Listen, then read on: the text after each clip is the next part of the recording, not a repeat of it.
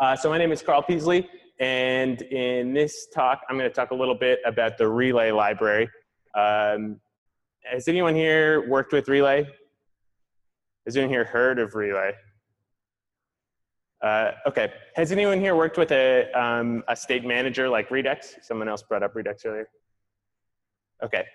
So that'll come up later. Has anyone here worked with GraphQL? I know this is a real quiz right now. Okay, just trying to get primed about what to talk about. So I'm going to talk about Relay. Does this work? A warning, this is like one of those prezzies. So if you get motion sick, like hold on to your horses, I guess. We'll see what happens. All right, so probably your first question is, what's Relay? Not a lot of you have heard about it. It's made by Facebook, and the idea is it's supposed to specifically integrate with React, and it has a lot of the same kind of one-way data flow ideology and syntax. It's about passing props. But it has, I would say, two major parts of it. The first is that it acts as a client-side data store. So I've been using Relay on an application that previously had Redux, and now I don't need to use Redux. So it can take the place of a client-side data store. And then the other part of Relay is that it is a network layer for a GraphQL server. So if you have a server that's configured for GraphQL, Relay can work some magic in between your client-side app and your GraphQL server. We'll get a bit more into that later. But basically, the TLDR of what I'm going to say is that Relay is really cool, but it's kind of bleeding edge, and it has some pain in it. Oh, also, I should say that this is like a kind of what I'm talking about right now is a bit of a teaser for a course that I'm teaching on lynda.com about React and Relay, and will be available someday. more information to come there. Okay, so I'm going to do a really quick run through of how Relay works so that you get a better idea of what is happening, because it can seem kind of magical. So first you create components that are wrapped in a Relay container. And the cool part about Relay is that each component declares its own data needs. So a lot of people have talked about this like search for reusability and modularity, and Relay helps facilitate that, because each of your components says what it wants from the server and won't be rendered unless it gets what it wants. The next part is this network layer, and this is where Relay assures that before any component is rendered, it has the data that it needs. So it handles a lot of the queries and mutations kind of automatically. The next part is that for Relay to function, you have to have a GraphQL enabled server. So you have to have a server that can take GraphQL requests. And that is a kind of ordeal in its own. We'll talk about it in a second.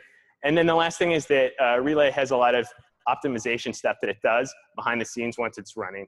So it doesn't fetch data that it already has, and it makes sure to update your store when you make mutations, as long as you've declared how those mutations will update your store. So it can basically mean that your app runs a lot faster and that you get your data a lot more efficiently, but you have to put in a little bit of legwork. Okay. You're probably saying right now that you want some code. So let's look at some code. It's going to be really big. Is that big enough? All right. So what I've done here is, this is a starter project. Let's actually look at the project, because it's kind of fun. So this is a little game I made. It's called Tic-Tac-Touring, and you play tic-tac-toe against a mystery opponent who might be a robot or might be human, and then you guess. I think that this was a robot. They seem stupid. And you have an account. Okay, so it's kind of a fun game. And the way I made this was just with a create React app. So I ejected create React app, and then you can use a Babel plugin that will bring in your relay schema. This is another sort of like side thing that could warrant a whole more discussion. But essentially for any relay enabled app to function, it has to know exactly what it can and can't get from your API, from your relay server. So it has to be provided with a schema. And so you need to make sure that your client is up to date with the correct schema. And this Babel plugin facilitates that. So when we start up our app, you can see here, get this thing out of here. Okay, you can see here that it actually tells us what the URL of our schema is. And I'm using a database as a service that generates a relay schema for you because this thing also is in the way. That's also a whole other ordeal that we could talk about. But what's neat about a GraphQL-enabled server or API is that if you change some settings, you can get this kind of playground sandbox interface where you can investigate the, a GraphQL server has some kind of self-documenting aspects to it. If you do the documenting while you're writing it, that lets you see all the queries and mutations that are available to you when you make calls to that server. And then you can actually, through this interface, make the calls and see the results. So that's cool. I'm not going to actually, I want to be sensitive to time, but well, I'll run quickly through the way that you would hook up Relay into an application. And essentially in your, in your source file or somewhere near it, you'd want to make sure that you're creating this network layer. And this is where we're laying out what the location of the API is that we're going to be making these requests to. And if you have any sort of authentication or additional, you can do some kind of cool stuff with batching to make your requests more efficient. That's where you'd set this all up. And then the next part is you need to make sure that each of your routes or views or containers are being told what they need before they render. So let me give you an example. In this app, there's a profile view, and the profile view knows that it needs access to certain information before it can be rendered. And in your routes, you can set that up. The next thing we do, I talked a little bit about how each of your components that need access to Relay are wrapped in a container. I'll just show you a quick example of one such container. At the bottom of your file, or sometimes you could make it in a different file, it doesn't really matter. You create a container, and this is where you specify what data that component needs access to. And you get to write these cool template literals that contain your GraphQL query. I know not a lot of people here said that they'd worked with GraphQL. So just quick side explanation. GraphQL requests, they're kind of hip and cool, and people talk about them as like the next whatever, but they're just post requests with really explicit demands on what information they want back and what information they're providing. And you just have to configure your server a certain way. Then the other part of Relay is you create these mutations.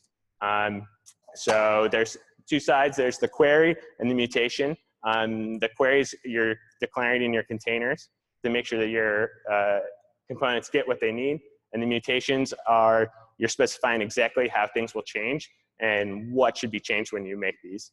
And the idea is with these mutations is that they can be reused throughout your application, and that also they too can declare their data dependencies.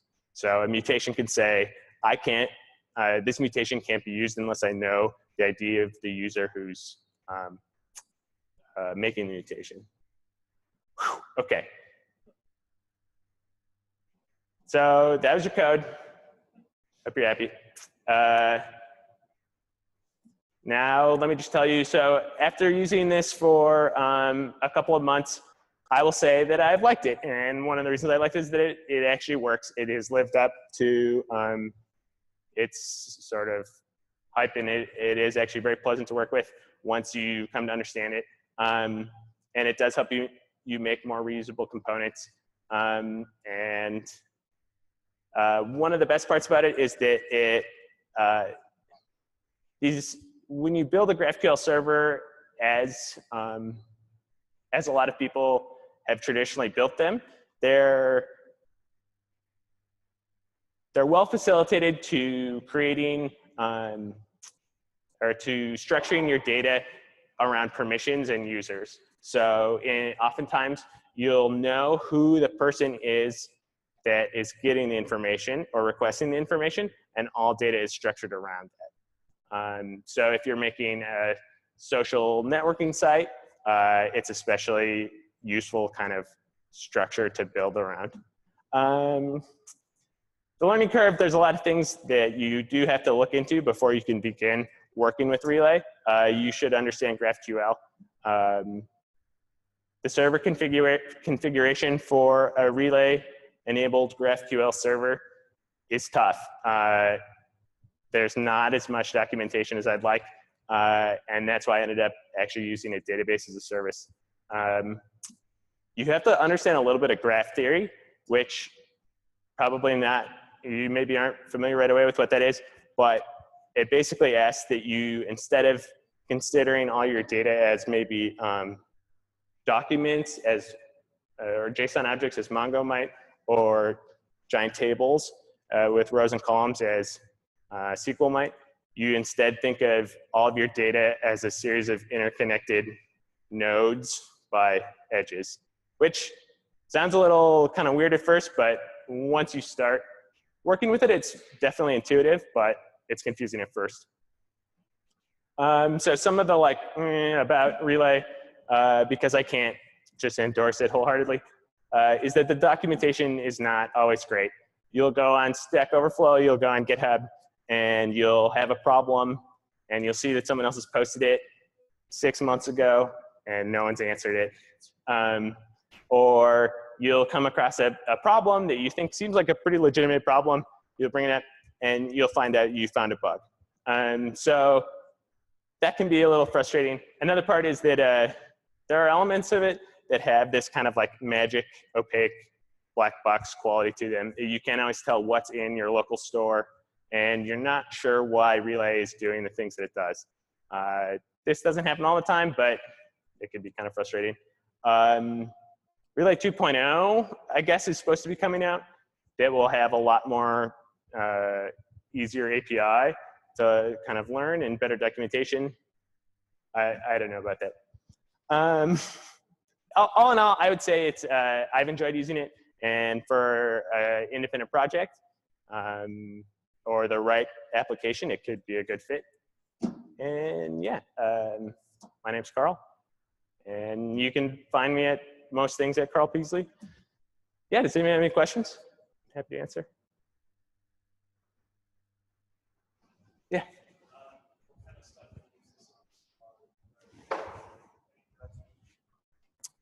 Non-production yet, but soon to be production. And it's kind of, I hate to say social networking site, but it's a site with a lot of users who share a lot of things and have a lot of permissions.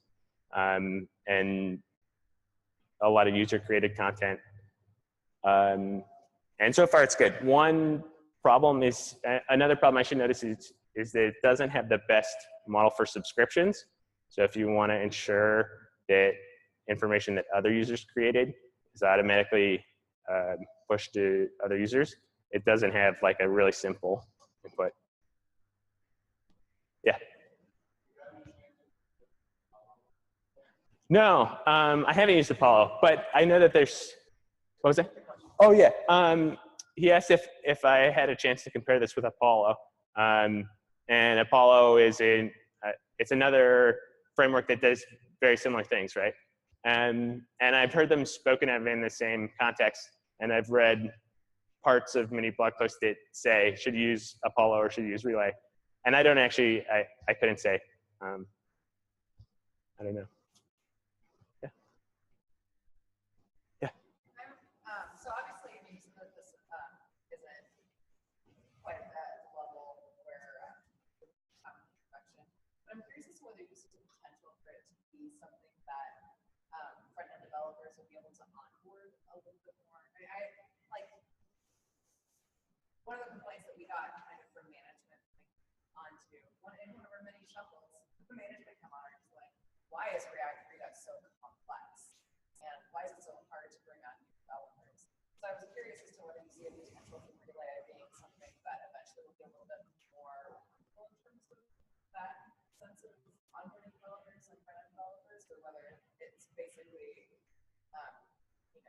different, but perhaps equally as complex. Yeah, I think that actually it solves a lot of the problems that you've encountered with complexity in Redux applications, because by creating this, by decoupling the API and your remote store and your front end, you essentially can say like, these are the ways that you can get information from the store, and now you have this common language to write your components and declare what data you need for them. And you no longer need to use Redux. And that's, at first that was kind of freaky for me. And also, I had really kind of grown to have Redux as a crutch, I think, and use it in some sloppy ways. And this really kind of helped me actually come to, I think, a more efficient way of storing data in my app. So I think it is. Yes is the answer to your question, I think, but.